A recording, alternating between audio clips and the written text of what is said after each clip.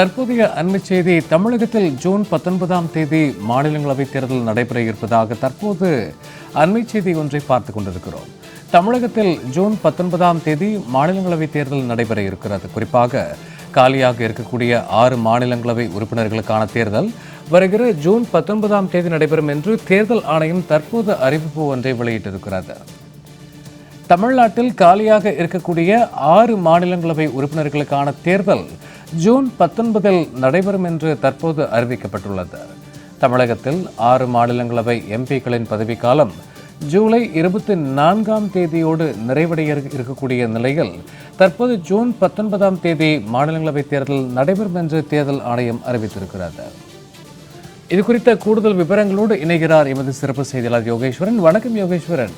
தற்போது தமிழகத்தில் ஜூன் மாதம் 19இல் தொடங்க இருக்கக்கூடிய மாநிலங்களவை தேர்தல் குறித்தான கூடுதல் விவரங்கள்.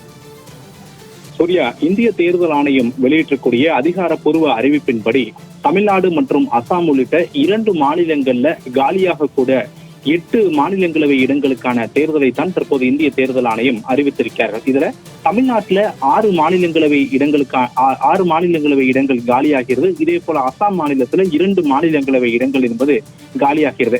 தமிழகத்தை பொறுத்தவரையிலுமே Anbumani Ramadoss, M Shanmugam, N Chandrasekaran, M Mohammed Abdullah, P Wilson மற்றும் வைகோ உள்ளிட்ட 6 மாநிலங்களவை உறுப்பினர்களுடைய பதவிக்காலம் என்பது 24/7/2025 ஜூலை 24ஆம் தேதியோடு நிறைவடைவதாக இந்திய தேர்தல் ஆணையத்தினுடைய அதிகாரப்பூர்வ செய்திக்குறிப்பில் தெரிவிக்கப்பட்டிருக்கிறது. இதே போல அசாம் மாநிலத்தை சேர்ந்த 2 மாநிலங்களவை உறுப்பினர்களுடைய பதவிக்காலம் என்பது ஜூன் 14ஆம் தேதியோடு நிறைவடைகிறது.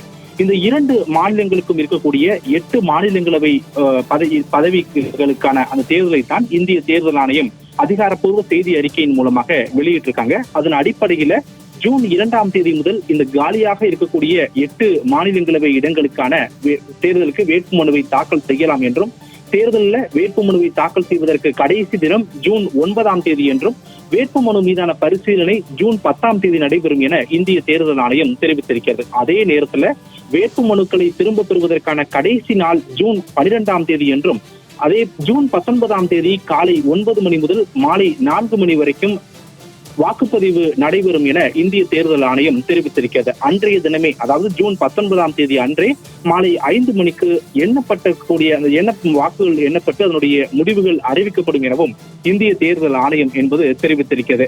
நாடாளுமன்றத்தினுடைய மழைக்கால கூட்டத்தொடர் என்பது ஜூன் இறுதியில நடைபெற இருக்கக்கூடும் என்று டெல்லியிலிருந்து கிடைக்கப்படக்கூடிய தகவல்கள் தெரிவிக்கப்படக்கூடிய நிலையிலே ஜூன் 19ஆம் தேதி நாடாளுமன்றத்தினுடைய மாநிலங்களவையில காலியாகக்கூடிய 8 மாநிலங்களவை உறுப்பினர்களுக்கான தேர்தலை தான் இந்திய தேர்தல் ஆணையம் ஜூன் 19ஆம் தேதி என்பது அறிவித்திருக்கிறது. ஜூன் 19ஆம் தேதி நடைபெற இருக்கக்கூடிய தமிழகத்தில் காலியாக உள்ள 6 மாநிலங்களவை உறுப்பினர்களுக்கான அந்த வேட்புமனுக்கள் என்பது ஜூன் 2ஆம் தேதி முதல் தாக்கல் செய்யலாம் என்பது இந்திய தேர்தல் ஆணையத்தினுடைய அதிகாரப்பூர்வ அறிவிப்பின் மூலமாக தெரிந்து கொள்ள முடிகிறது. சூர்யா, தமிழகத்தில் ஜூன் 19இல் மாநிலங்களவை தேர்தல் குறித்த அண்மை தரவுகளுக்கு நன்றி யோகேஷ்.